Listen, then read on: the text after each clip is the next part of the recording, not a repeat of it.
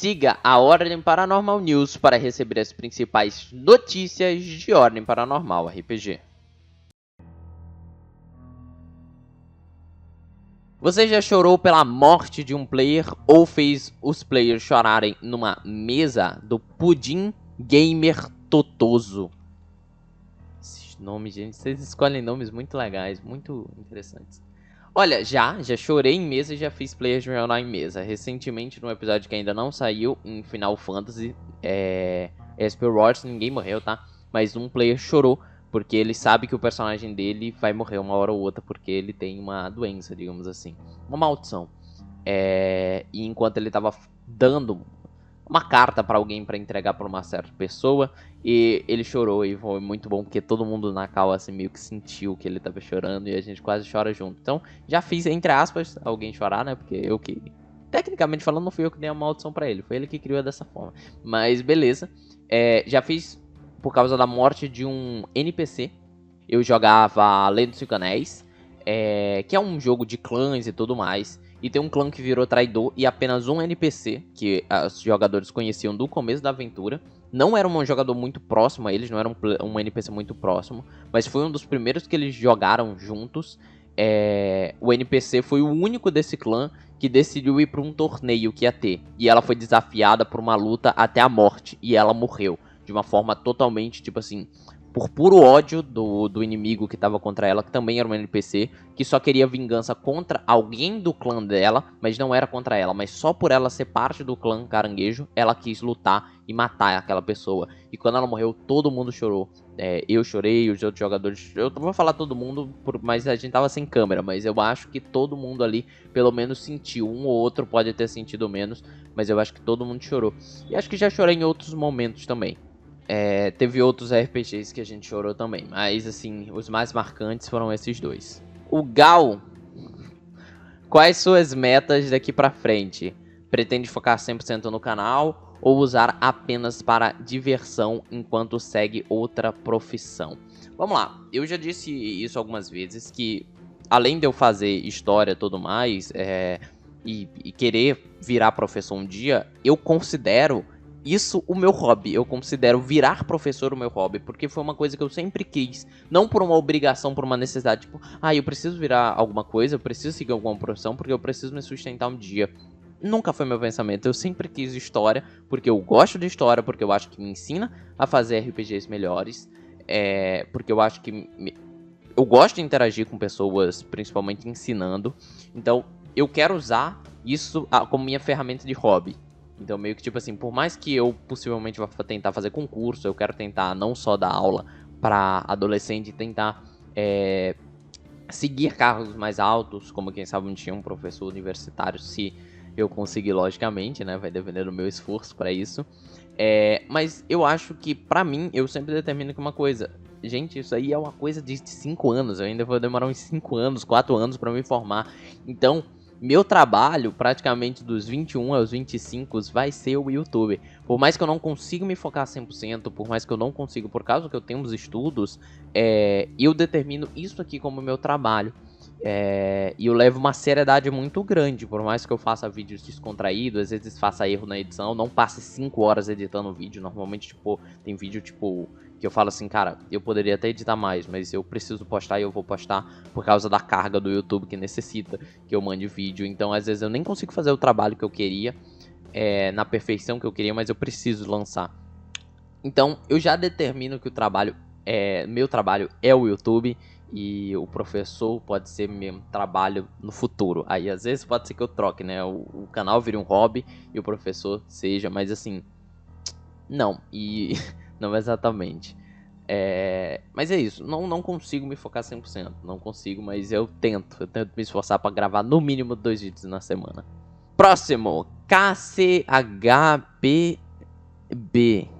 H não, era G. CBP, quando a gente olha no nome do canal. CBP. Tomara que isso não seja uma sigla terrorista nem nada do tipo. Senão vai me dar trabalho um dia. Vai rolar um corte com isso aqui. Você já sentiu que seu RPG que tu trabalhou muito era algo genérico e nem um pouco divertido? Olha. Sim, não.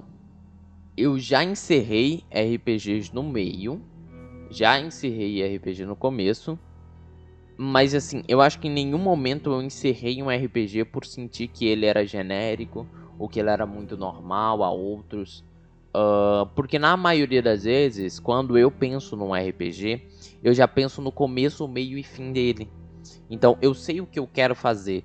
E, tipo assim, a maioria dos meus RPGs, quando eu paro pra ter uma retrospecção de como ele foi, olha, ele até que é bem genérico. Tipo, Máscara da Maldição é um RPG de investigação, como eu falei, investigação, luta, bababá, parece qualquer anime minimamente ali que tenta fazer alguma coisa shonen.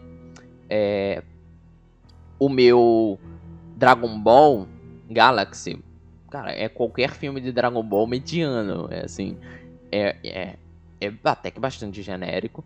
E já fiz muitas campanhas que foram genéricas, mas nunca parei uma campanha por sentir genérica. Porque eu nunca fiz a campanha Matar Goblin. Eu nunca fiz aquela campanha que é: vocês vão fazer uma missão, aí você vai pegar a missão lá no taberneiro, o taberneiro te leva até o lugar, aí você vai lá, mata o monstro, volta, pega dinheiro. Eu nunca fiz esse tipo de RPG, porque eu nunca me interessei por esse RPG full genérico. Eu nunca fiz um RPG D&D em questão de: a gente vai usar as regras de D&D, vai ser um mundo medieval com magia, que é até um mundo legal, mas é muito genérico, medieval com magia. Eu nunca fiz, eu faço um Final Fantasy, que é um steampunk, né? No caso é um dieselpunk e tal. Eu sempre tento me diferenciar. Na minha opinião, eu acho que eu nunca cheguei a fazer um RPG que eu consagre como ele é muito genérico, genérico, genérico que só, e não gostei. Não, eu acho que não. E eu acho que eu nunca passei por RPG nem um pouco divertido que eu tenha feito, na minha opinião, mas eu sou mestre, né? Não sei como é a opinião dos meus jogadores, mas eu acho que é isso, eu acho que é essa a resposta. Eu acho que não fiz, mas já cheguei a passar perto. Pasteleiro top. Oh, meu Deus. E a cara dele é um pastel. Meu Deus. Qual foi o momento mais engraçado que você presenciou em um RPG? Nossa, olha, é difícil, porque eu já joguei muito RPG na minha vida e minha memória não é das melhores. Mas eu acho que uma das que eu mais me recordo aqui no momento foi algo mais caliente, tá? Mas foi um RPG onde a gente tava em um reino e tudo mais, e a gente era muito amigo do rei desse reino. Não desse reino, de um outro reino, mas ele tava visitando o reino que o meu personagem fazia parte. E a esposa dele tentou acusar um dos jogadores. Eu não lembro por qual motivo, mas ela queria que esse jogador fosse preso. Então ela começou a dar em cima, mas ele não queria. Então era ele correndo para um lado, para o outro, ela entrando no quarto dele, ele tentando desesperado: não, me tira daqui, vai dar problema e tal. E a gente tendo que fugir com ele, e a gente interpretando: pô, cara, tu tava tentando pegar a esposa dele. Ele: não, a gente não tava. E aí começa a vir os guardas atrás da gente, a gente fugindo. Foi uma das cenas bem engraçadas que eu me recordo dos RPGs da minha vida. E teve muitas outras engraçadas assim, mas eu acho que vamos ficar nessa mesmo. Clips Win. Mas posta clips, o nome é esse, mas posta clips. Tem que postar clips e tem que ser ruim. Tem vários clips, vai que... Tomara que todos sejam ruins pra poder fazer juiz ao nome. Tem alguma campanha na qual você julgou a história tão boa que queria adaptá-la para quadrinho ou série? Acho que todo mestre tem um desejo disso. Eu acho que você tá falando campanha minha, né? Campanha sua, é eu que pulei. Sim e não. Assim, por exemplo, Máscara da Maldição, não tenho esse pensamento. Final Fantasy seria legal um jogo, mas Final Fantasy RPG já parece um jogo. Mas eu acho que tem uma que é não necessariamente a campanha, o que eu criei de história, mas foi como eu usei a história. Lenda dos Encanais, que é o meu RPG favorito de vida, tem uma história já. Ele já tem uma história. E o que eu faço eu jogo com os players, eles são personagens dessa época. E eles não são figuras importantes, eles são samurais normais que vão crescendo de casta, subindo no seu clã e participando ativamente da história. Como eu narrei essa história, eu considero muito interessante, que foi a minha primeira campanha Fragmentos da Escuridão e Cinzas das Trevas. Cinzas das Trevas tem no YouTube, Fragmentos da Escuridão não, porque ela foi feita antes de eu ter canal, mas Cinzas das Trevas não tem fim. Eu gosto, não terminou, um dia eu quero terminar. Eu gosto de como eu contei e, cara, se um dia quiserem adaptar a história de Lendas dos Anéis, eu gostaria de ser co-roteirista, cara, porque eu acho que eu ia conseguir fazer um trabalho top de conseguir fazer pelo menos 3 filmes sobre Lenda dos Cinco Anéis, onde seria o primeiro seria o segundo dia do trovão. Aí o segundo filme seria contando o passado sobre o primeiro dia do trovão, quando aprisionaram Fuleng, que é o grande inimigo desse RPG. E o terceiro seria sobre a libertação do Fuleng pós segundo dia do trovão. Então meio que seria um filme onde a linha canônica dele seria segundo, primeiro e terceiro na ordem, né? Até a destruição de...